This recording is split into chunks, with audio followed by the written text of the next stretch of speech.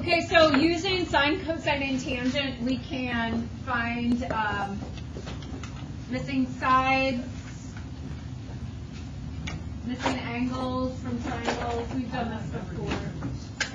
Some vocabulary, angle, depression, angle of elevation. Yes, question. I just not allowed to use it. I didn't hear you say. I'm sorry. I'm not allowed to use Did you not get one? Were you going to take notes?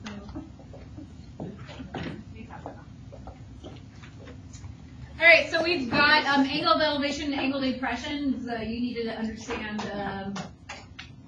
how to draw them. So when you draw your picture, you draw them correctly. We always start from the horizontal, always. So this would be the horizontal. This would be the horizontal line. You always start from horizontal. If you start from horizontal and then the other side goes up, that would be an angle of elevation. If you start from horizontal and you rotate up, that would be an angle of elevation. If you start from horizontal and then you rotate down, that would be an angle of depression. So you always start from horizontal. You never start vertical. You always start from horizontal, rotate up or down.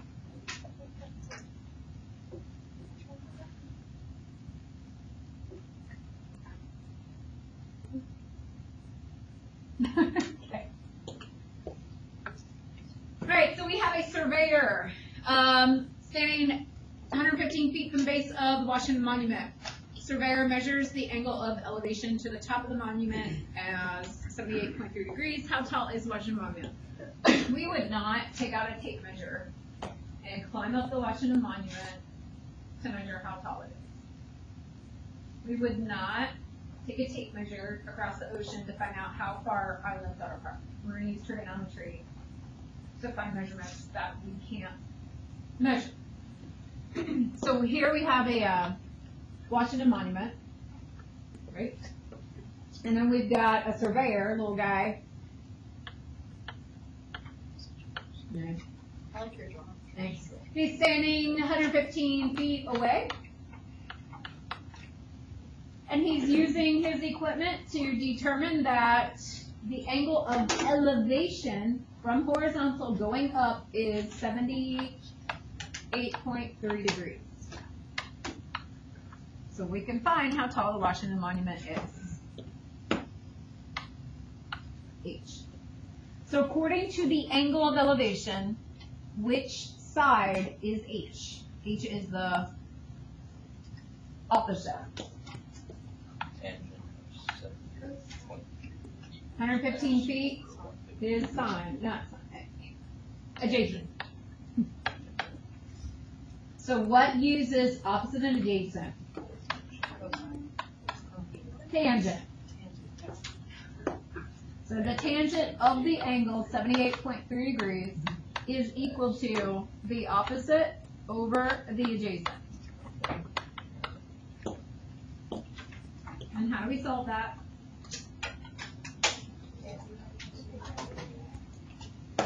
And cross multiply, and you get H equals 115. Tangent 78.3 degrees. Should we be in degree mode? Yes. If you are not in degree mode and you get an answer like negative 28, that should be like, oh wait, maybe I'm in the wrong mode. What do you get?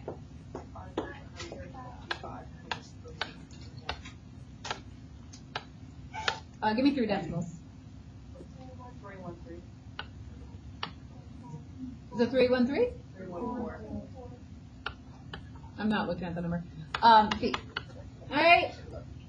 Super easy. Draw a picture. Set up your trigonometric ratios. Solve for the part that you don't know. Now we all know how tall the Washington Monument is. I don't know. We'll Google that later. All right. Second question. You are in an apartment, looking out the window while playing with your laser measure tool. You notice a car driving by at 80 feet from your window. You also measure your window 40 feet above the ground. What is the angle of depression from you to the car?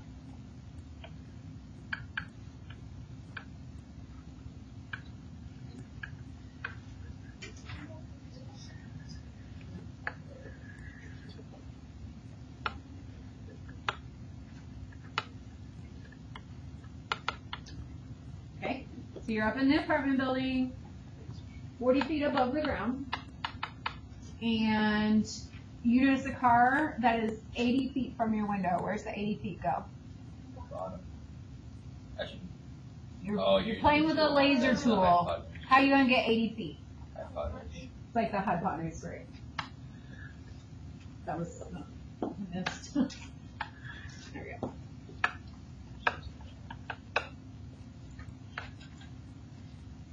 And the question is, what is the angle of depression from you to the car? So the angle of the depression starts horizontal. Where's my horizontal? But it's from me to the car, so the horizontal needs to be at my line of sight right now. It's just not drawn. There's my horizontal.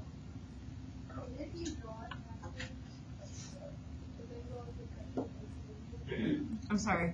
What are you asking? Okay, do we remember any geometry? Yeah. No. No. So these are parallel, Oh yeah, that means that That means- transversal. that angles are that angle. That means this angle is congruent to this angle here. So really, we can just find this one down here.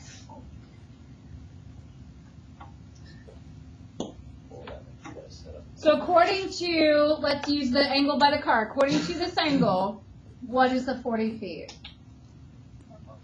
Opposite.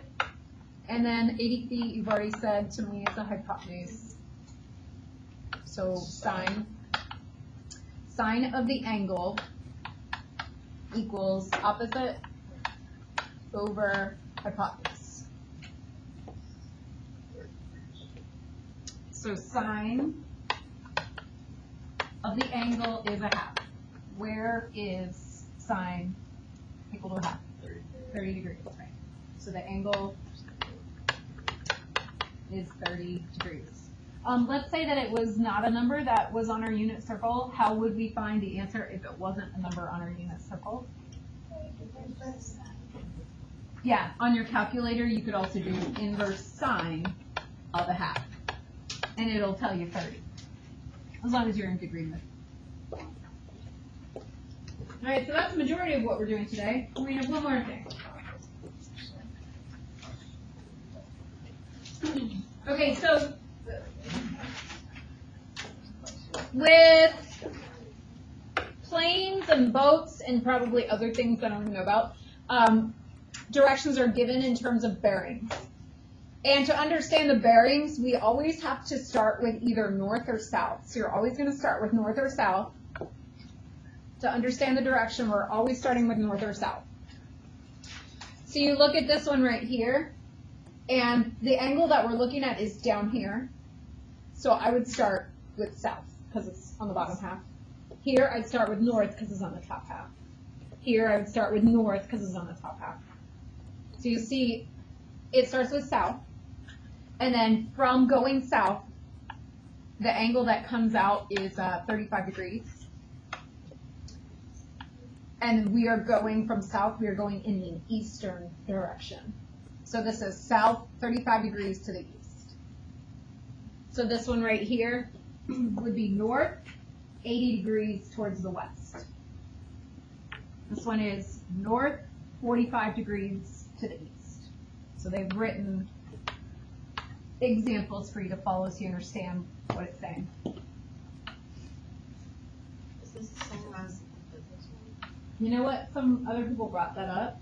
It should be the same, but I guess in physics you weren't writing it in that form.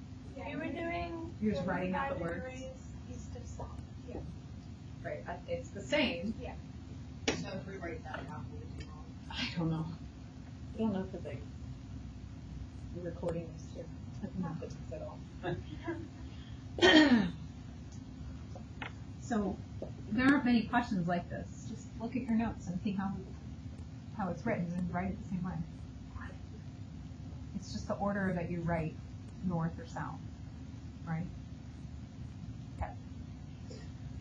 All right, so I'm going to write on this as we are solving things and as we are reading it, so you can understand. This picture would be is given to you, but this would be something that you'd potentially have to create yourself. we gotta understand how this picture was created in the first place. A ship leaves port at noon and heads due west at 20 knots, or 20 nautical miles per hour. So the port that it is starting at is right here at A. That's where the port is. Leaves at noon, goes due west. It also starts out by saying, the next sentence by saying, at 2 p.m., the ship changes direction. So what's happening is we're going due west, we start at noon, and we end at 2 p.m. How long are we traveling? 2 hours. And we're going 20 nautical miles per hour. So that's where they get the 40 from. So at that point, now the ship changes direction, and we are going north 54 degrees west. So we start by drawing that north, and then go 54 degrees to the west, and that's where they have this next line that I've traced terribly. Find the ship's bearing and distance from the port of departure at 3 p.m.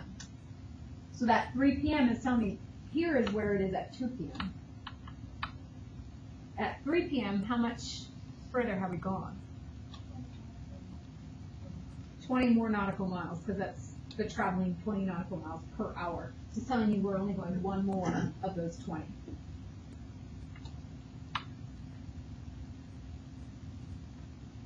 All right, so I'm going to organize my work, and I'm going to show all the steps, and I would suggest you do the same. We only have one example like this.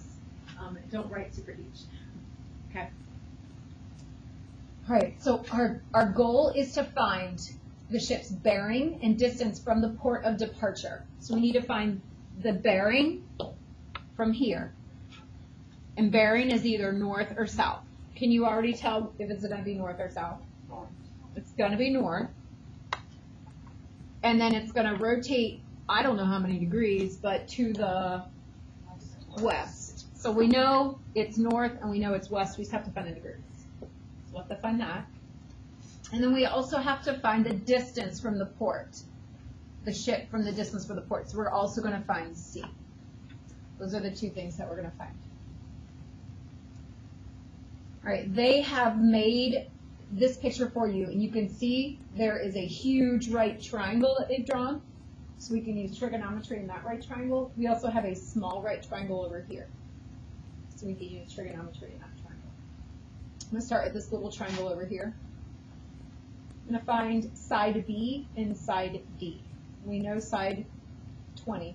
I'm going to find B and C. To do that, let's find this missing angle. How'd you get 36? All right, those two together make 90 because this one is north and this is west. So these two together make 90. All right, to find B, to find side B. Side B, according to the 36, is the opposite. And the 20, according to the 36, is the hypotenuse. What are we going to use? We're going to use sine. We're going to use sine of 36 is equal to B over 20. That's going to tell me, when I cross multiply that, B is equal to 20 sine 36. Now, I'm not going to type that in my calculator quite yet. Because if I type it in, it's probably getting a decimal. And then I'm going to have to round it, and I'm not going to use a rounded answer to find other answers. So I'm just going to write over here that this is 20 sine 36. That's what B is equal to. I'm going to write it over there, and I'm going to use that.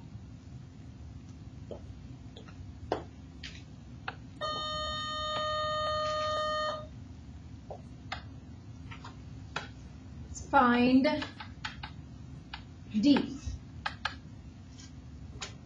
According to 36 degrees, D is the adjacent. 20 is the hypotenuse. That's cosine.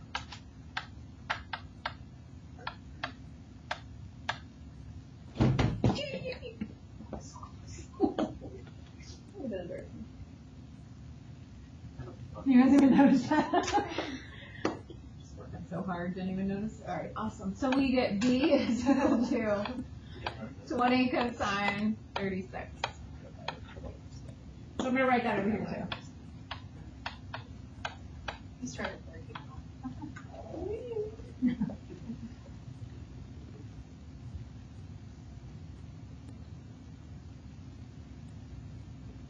All right. Now we found those sides so that we can find this angle, which is angle A.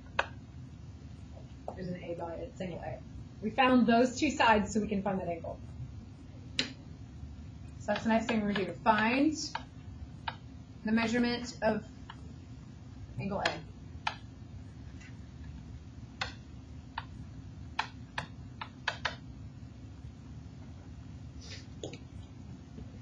So according to angle A, the side that is B is the opposite. And D isn't the whole side. Oh, so we can just add on 40, and then that whole side is the adjacent. So what are we going to use? Tangent. So we're going to do tangent of angle A, and I'm going to use the exact answers. 20 sine 36 over 20 cosine 36 plus 40. Right.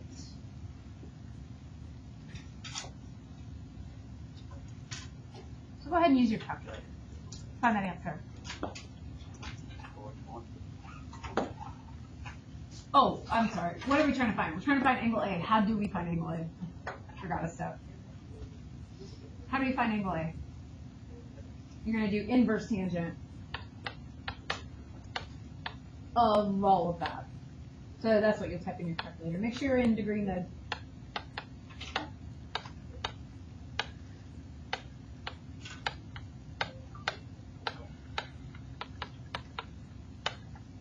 So I want you all to try this so that you know if you're typing it in your calculator correctly.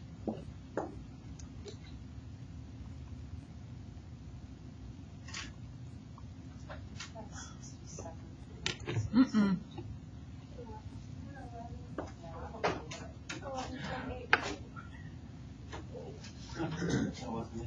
Do you have fractions, the fraction button on your calculator? Oh, that's what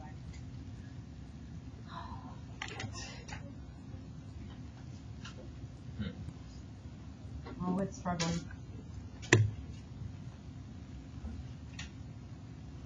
Okay.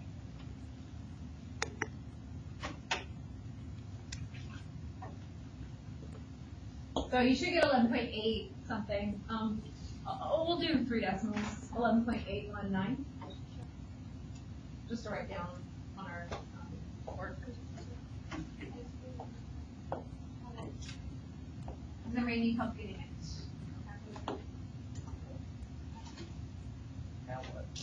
Now what?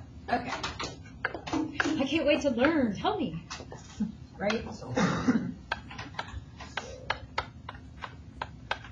So what did we just find? We just found the measurement of angle A. That's what we just found. So where's angle A?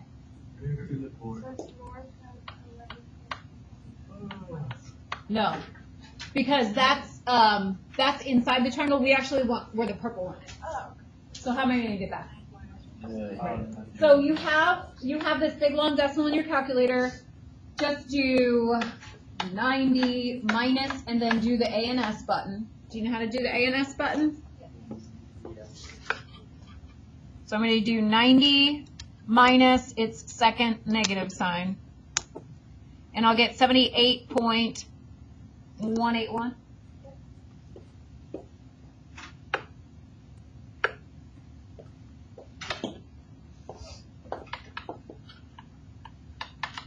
So our bearing is north, 78 point, what was it?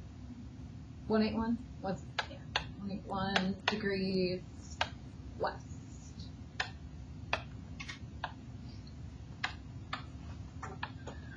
So that's one of the answers we had to find. That was our bearing.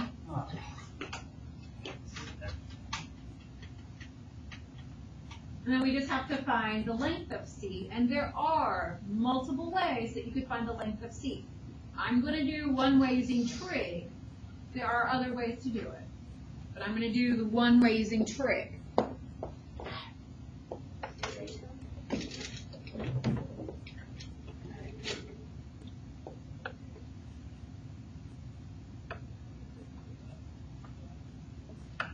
Oh, what color have I not used yet? Have I used them all? Yep. Oh, I haven't used blue. Okay, so we're going to find C, and we're going to use trig. So what I'm going to do is I'm going to use angle A, and C is the hypotenuse.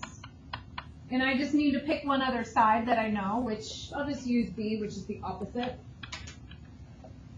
So if I'm using this angle A and the opposite of the hypotenuse, I'm going to be using sine. So to find C, we're going to do sine of 819, is that what it is? Okay. Is equal to, and then our B side was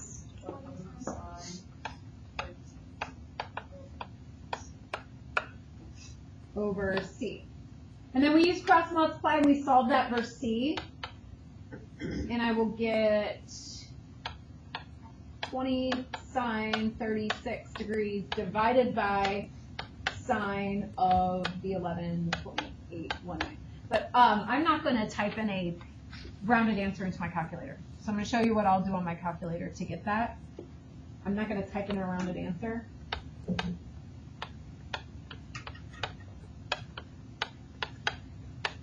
So on my calculator,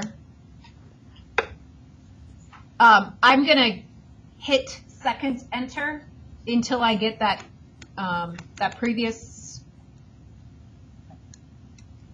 question that gave me 11.18.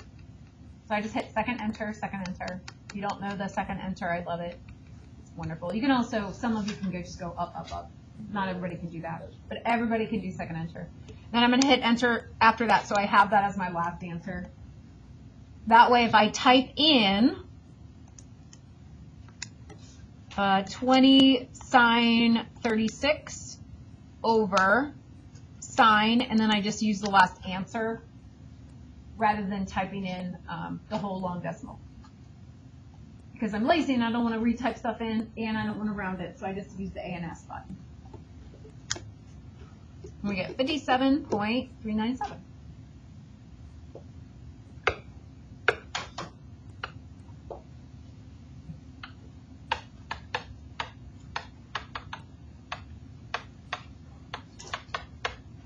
Actually, it's nautical miles, not feet. Right? Yeah.